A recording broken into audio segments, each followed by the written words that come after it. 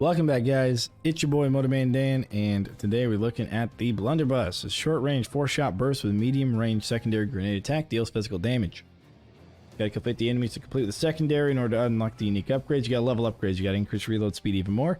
And you've got the unique upgrades. The secondary freezes enemies, no damage or knockback, or increase secondary damage and explosion.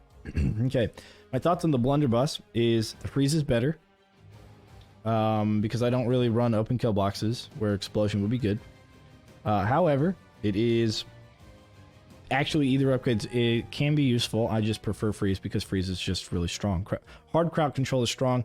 Yes, knockback is, but the explosion and damage, the damage isn't the best for the secondary if you do the grenade explosion radius thing.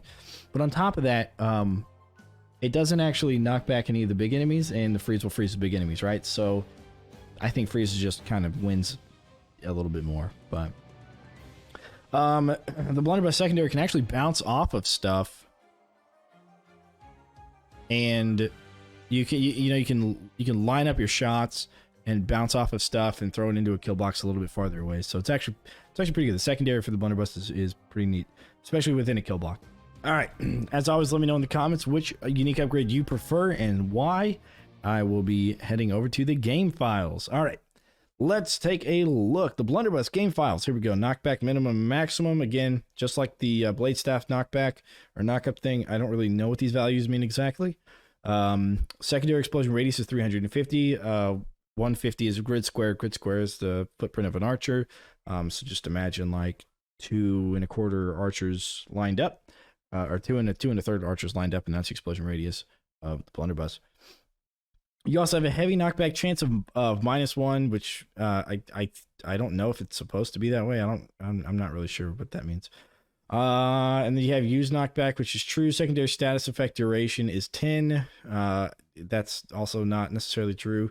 I think that's just a placeholder value. We'll take a look at the upgrades here in a bit, but I'm pretty sure that's a placeholder value, or the status effects.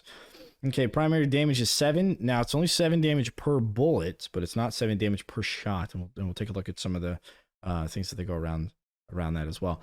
35 is the secondary damage for the grenade. 25 mana cost. 0.8 or 80% jib chance. So here we got the weapon protos for the Bluderbuss. The first thing we'll look at is primary ability cooldown, which is basically your auto attack.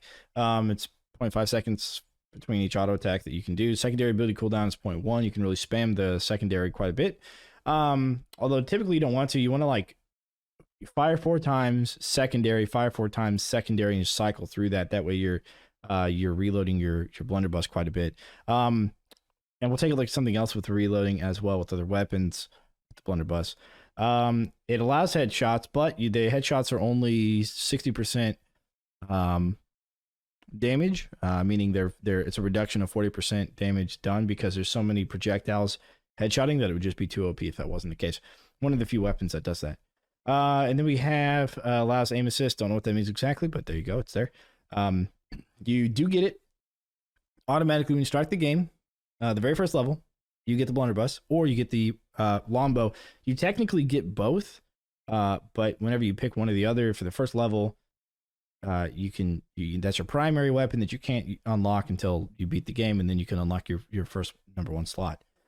Kelsey starts with the Bluderbuss. You can start with longbow, but as Kelsey, if you start with the Bluderbuss, you can also add the longbow to your inventory. Same thing with Deegan's, so you can use it for either one from the very first level. And that's really all there is to say about the weapon protos. Let's move on to the status effect protos. So like we mentioned before, with the blade staff, launched is double damage on everything: acid, arcane, fire, ice, lightning, and physical. Double damage. So that's when they're knocked up in the air, or ragdolled, or before they stand up in the process of their animation of standing up. They're considered launched. Okay, now let's look at the Bluderbuss freeze. And that would be here in the frost grenade. So the default duration is 3. It's going to override the value of 10 that we looked at earlier in the weapon protos, or the Bluderbuss attributes. Yeah, I'm sorry. Yeah. So it's typical freeze, physical, and ice damage is 1.3 times the damage. Typical stuff. And that's really all there is to that.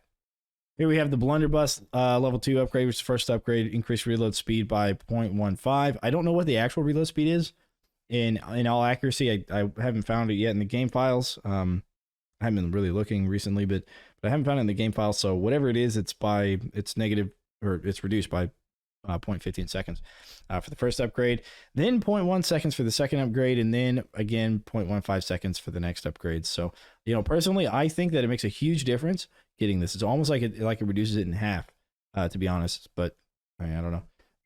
it's like close to half. If you have a secondary freezes enemies, no damage or knockback, and this is where it uses Frost Grenade, which becomes true, and it uses knockback, or use knockback becomes false, secondary becomes Frost Grenade Freeze, which we looked at in the status effect protos. Here it says Frost Grenade Freeze, which is what it changes to use. It changes the secondary status effect duration. I don't think this line of code needed to be in there because the status effect proto that took over is up, 3, but I don't know. They included 10 seconds here for some reason. I really don't know why. Secondary damage becomes 0 as secondary also becomes ice, meaning it cannot freeze frostbats. The other upgrade is the increased damage and explosion. So the increased explosion radius is by 150. Again, the explosion radius we had earlier is 350, so it's going to take it up by another grid square. And then we have the secondary damage by 15. So it used to be, so it takes it up to 50, right? Takes it up to 50 because the secondary damage used to be 35. So 50 is enough to kill a light orc on War Mage or Rift Lord without a shield is what it can kill. Just one attack. So there you go. In reference to the enemy's health. All right, guys. Oh, I'm sorry. There's also a unique upgrade that was probably slated to be used for special upgrade or for testing purposes. It's probably testing purposes. Look at this. Knockback force, minimum, maximum, and a heavy knockback chance. Wowzers. That could have been a test one that they used. That could have been they were looking at putting it in the special upgrade slot. We've seen that with a couple of other items within the game, especially the older items. They had mentioned that they were looking at using that special upgrade for everything and just hadn't quite gotten everything to have a special upgrade that they wanted. So that could have been it. It would have been some kind of, increase knockback, primary knockback or something, which would have been pretty cool. I think the Blunderbuss in the other games did that as well, right? It would push enemies backwards. I want to say that even Brass in Unchained did that as well. So yeah, there you go. Anyways, guys, so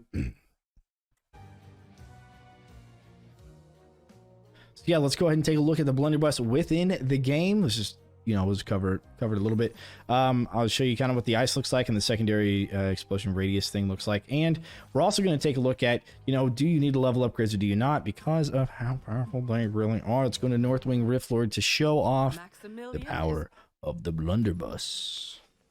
Now this is full upgrades with the ice freeze. Ice grenade freeze. It's a pop. There we go. Oh, they're frost and frozenness. Okay. Enemies are preparing to breach one of our gates. So we just wasted 4 of our shots. Boom, boom, boom, boom. There you go, and then freeze. Boom, boom, boom. Now the thing is about the freeze is that to take bonus physical damage, right? Which means it can buff itself. Also, if you do the launched upgrade as well, then it's like double damage. Means it's easier. But you see how I'm doing 4 shots and then a grenade, and then I get a reload. Pretty good for taking out the big guys, am I right? Am I right? Now, check this out. I'm going to use the same exact upgrades on the same exact thing, except I'm going to get rid of level upgrades. Check this out.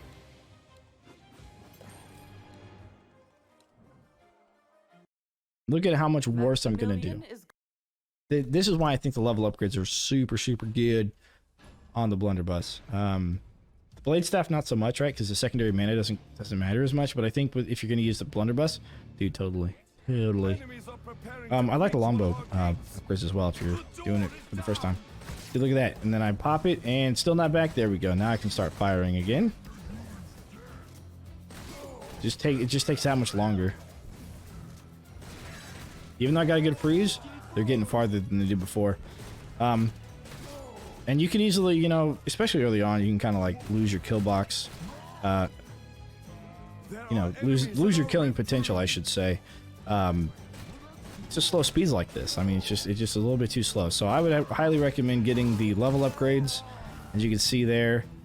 Man, so much damage, and that's why they had to reduce the headshot damage as well. So there's that. All right, let's take one more look at something. We're gonna take a look at the secondary with the unique upgrade, and we're gonna also take a look at the reloading and what you can do with reloading and another weapon. All right, let's pop right into that. All right, guys, we're back at it again with the second weapon. We chose a Gatling gun for no particular reason, but we did pick it. So we're gonna have the secondary with the increased explosion radius upgrade and with all of our level upgrades as well. Boom, baby, there it goes. There's the explosion. Really knocks them around, you know. All right, watch this. So 1, 2, 3, 4. Right, I can wait for it to reload. And 1, 2, 3, 4. Reload. 1, 2, 3, 4. It's almost like a dance, right? But check this out. 1, 2, 3, 4. Switch over to another weapon. Boom. I'm right back into the shots. 2, 3, 4. Another weapon. 2, 3, 4. 4. One other weapon. 1, 2, 3, 4. Another weapon. 1, 2, 3, 4. That's right. You can actually cut the animation by expending all your shots and then switching over to another weapon. Use the other weapon while you're reloading the blunderbuss. One of my favorite things to do of all time is that, which means I also like using the stone staff because it's such a good crowd control weapon. It's easier on the mana, and you get a wider, you know, area of effect for it as well than you do on the blunderbuss. So running the stone staff blunderbuss combo plus freeze plus petrification, they actually those modifiers, the damage modifiers they have, actually adds together, so you can do even more physical damage if you run ice and petrification together and use a secondary both at the same time. Okay, as always, guys, don't forget to leave a like, subscribe, follow, stream, YouTube, and Twitch. And I'll see you on the flip side. Deuces.